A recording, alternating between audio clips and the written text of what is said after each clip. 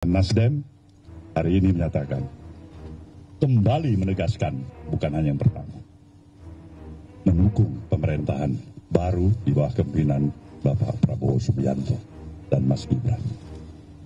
Kita tentu berharap agar jalannya administratif pemerintahan ke depan ini dengan dukungan yang diberikan oleh berbagai komponen dan seluruh kekuatan institusi partai-partai politik yang ada di negeri, insya Allah kita akan mampu memberikan sesuatu yang jauh lebih hebat dan berarti untuk tetap melihat Indonesia dengan optimisme ke depan.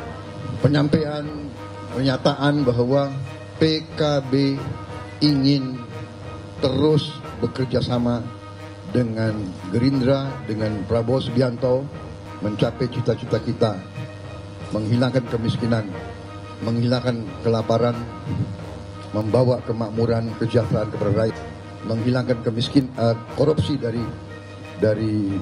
badan kita. Saya kira itu dari saya. Terima kasih.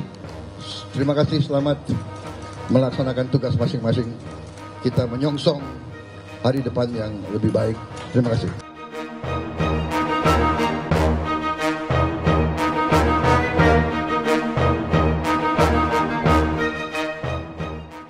Koalisi pendukung Presiden dan Wakil Presiden terpilih Prabowo Subianto dan Gibran Rakabuming Raka mempunyai 280 dari 580 kursi di DPR periode 2024 hingga 2029 versi hitung-hitungan CSIS.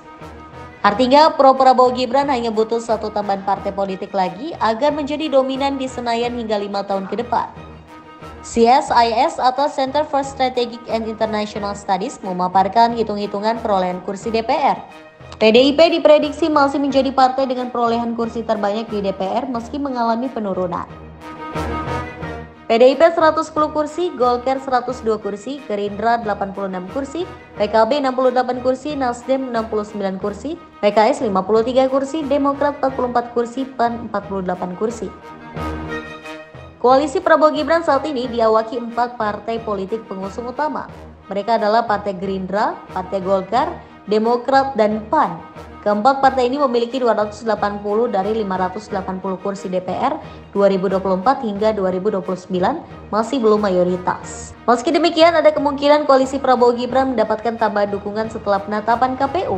Prabowo Subianto terus berkeliling menemui Nasdem dan PKB selepas gelaran pemilu 2024. Dua partai politik pengusung Anies Baswedan dan Muhaimin Iskandar tersebut membuka kemungkinan bekerja sama dengan Prabowo Gibran. Adapun PKB dalam hitungan CSIS mendapatkan 68 kursi DPR atau 11,72% dan Nasdem mendapatkan 69 kursi DPR atau 11,90%. Jika salah satu atau keduanya bergabung, mayoritas kursi DPR dikuasai kader dari partai pendukung Prabowo Gibran. Berikut simulasinya.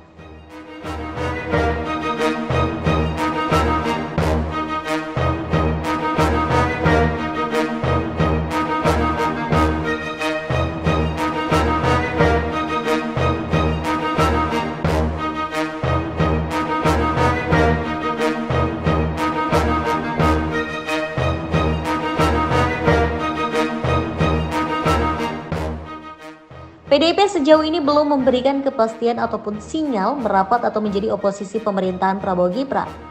PDIP menegaskan sikap resmi mereka akan diputuskan lewat Rapat Kerja Nasional atau Rakernas Mei 2024. PDIP pun sampai saat ini juga belum menggelar pertemuan formal dengan Prabowo selepas putusan MK maupun penetapan KPU.